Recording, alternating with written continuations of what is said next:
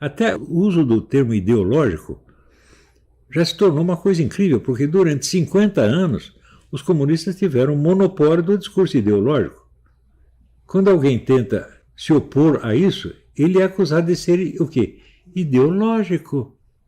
Né? E a chamada direita aceita isso. O seu Bolsonaro aceita isso. O seu Bolsonaro tirou do governo os elementos que foram considerados ideológicos. E sobraram o quê? Os tecnocratas, positivistas. Ou seja, na mentalidade do seu Bolsonaro, só a esquerda tem direito a uma ideologia. A direita não tem. Né? Isto o Bolsonaro, você imagina os outros. Agora, tudo isso, essa não é uma loucura política, não é uma loucura ideológica. Essa loucura está fundamentada na total destruição do senso lógico que vem numa ciência de 3 ou 4 séculos. Isso, nós não podemos aceitar essa brincadeira mais. Nós temos que, vamos dizer, exigir dos que se dizem representantes da ciência que eles nos mostrem que tem algum controle intelectual do que é ciência. Eu já dei aula sobre isso aqui, quais são as condições mínimas para existir um conhecimento científico, no sentido grego, no sentido da doxa versus episteme, quer dizer, a ciência versus a pura opinião. Não é isso? Qual é a primeira condição para que exista uma episteme? É a existência de algo que se chama evidência. O que é evidência? É um conhecimento que não precisa de prova porque ele é evidente por si mesmo. Né? Se todos os conhecimentos precisarem de prova, então uma prova depende da outra, que depende da outra, que depende da outra, e assim por diante infinitamente, portanto nenhuma prova tem sentido. Se a cadeia de provas não tem um início absoluto, por trás do qual não existe nada, então toda a prova é impossível. O edifício inteiro da lógica baseia-se na ideia da evidência intuitiva imediata. Por exemplo, o primeiro princípio da lógica, o princípio de identidade, A igual a A. Você pode tentar provar isso? Pode, mas não precisa. Por quê? Porque todo princípio, toda tentativa de prova do princípio de identidade se baseará no próprio princípio de identidade. Portanto, não é bem uma prova, é uma prova circular. Agora, ele é autoevidente, ele não precisa de prova. Por quê? Porque se você o abolir, nada mais faz sentido. Hoje o pessoal fala, por exemplo, fala de lógicas paradoxais. Isso é uma besteira, não existe nenhuma lógica paradoxal. Existe a aplicação da lógica a paradoxos, a problemas de paradoxos. Isso sim.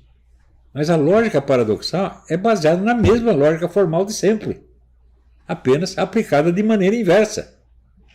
Então ela não forma uma nova lógica, é uma outra aplicação da mesma lógica.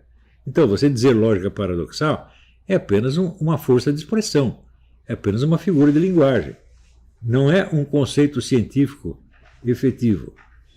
Agora, você imagina o que acontece na cabeça de um estudante brasileiro quando ele acaba de sair do secundário, vai para a faculdade e alguém vai lá ensinar a lógica paradoxal para ele. Você destrói a cabeça do sujeito, porque ele vai acreditar que existe realmente a lógica paradoxal. Ou seja, que um sistema lógico pode se basear na ideia de que A é igual a A ou de que A é diferente de A. Diga que não pode. Para A ser diferente de A, é preciso que ele seja igual a A. A expressão A é diferente de A só faz sentido se você souber o que é A. Se você não sabe, o que quer dizer isso? Aí não quer dizer nada. Portanto, a lógica paradoxal se baseia na mesma lógica de sempre, apenas aplicada de maneira inversa. Então não é uma outra lógica, é a mesma lógica. Só existe uma única lógica universal. Não tem como escapar disso aí. Né? Ora, hoje em dia, a quase totalidade dos estudantes universitários perderam o senso dessa lógica universal. E vivem falando coisas sobre lógica paradoxal, etc., etc., sem saber o que estão falando. Como é que você pode ter uma discussão séria na esfera política se na esfera científica você não tem? É exigir demais, né? Quer dizer, você vai pegar esses senadores, deputadinhos do PT, do PSTU e tal, e exigir que eles tenham uma lógica quando os cientistas não têm. Você está exigindo demais. Quer dizer, você diz que a Dilma não tinha lógica. Fala, Que obrigação tem ela ter lógica se os professores universitários que ensinam lógica para ela não tem lógica nenhuma? Que obrigação de lógica tem o Lula? Se tudo que ele aprendeu foi na mão desse tipo de professores. Você vê, o Lula aprendeu muita coisa com o Frei Beto. Eu já fiz análise de alguns textos do Frei Beto para discutir não as ideias políticas dele, mas a lógica que está ali dentro. Né? Por exemplo, quando ele diz que São Francisco de Assis não era um reformista, era um revolucionário. Por quê?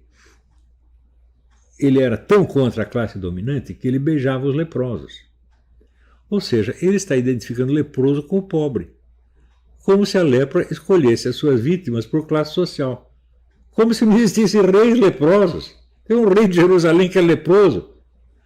Ou seja, o que uma coisa tem a ver com a outra? Ele está usando assim uma figura de linguagem. Quer dizer, a lepra é uma coisa muito ruim, a pobreza é uma coisa muito ruim, portanto são a mesma coisa. Isso é lógica, gente. É? Isso é lógica. Assim, olha, um tatu-bola entende mais de lógica do que o Frei Beto, porra. É? Quando nós fomos receber o René Girard na faculdade da cidade, tava, né, eu, o Frei Beto e mais não sei quem. E o Frei Beto dizia o seguinte: o capitalismo mata 100 mil pessoas por dia. Eu digo, mas não nasce 100 mil pessoas por dia, porra.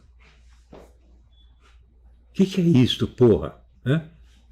Posso discutir com um cara desse? Não posso. Porque ele não tem condição de discutir nada. Mas ele está falando com um público de gente que é ainda mais burra do que ele. Então, a intelectualidade brasileira inteira dos últimos 50 anos é assim. Toda ela. Eu outro dia vi uma conferência de uma senhora professora da USP a respeito do livro do André Gide, Moedeiros Falsos. Né?